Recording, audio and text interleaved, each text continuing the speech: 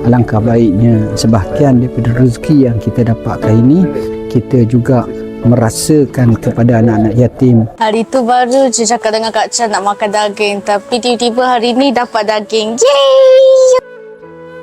Assalamualaikum warahmatullahi wabarakatuh. Di Icon Jom Korban menyediakan peluang kepada sahabat-sahabat untuk bersedekah melalui korban. Ia akan diagihkan kepada anak-anak yatim, mahak-mahak tahfiz dan juga fakir miskin, insya-Allah.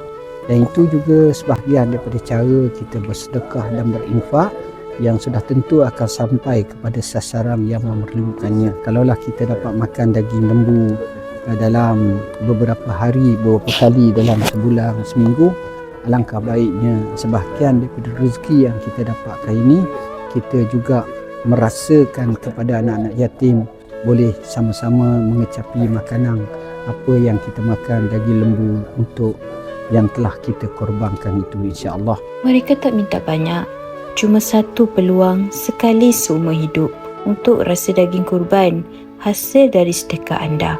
Bersama PPRM, daging segar diagihkan kepada lebih 25 rumah anak yatim, 20 pusat tahfiz dan mereka yang sangat memerlukan di sekitar Kuala Lumpur dan Selangor. Semoga usaha seperti ini juga membuka mata kita semua untuk bersedekah dan berinfak melalui Jom Korban ini, insya-Allah.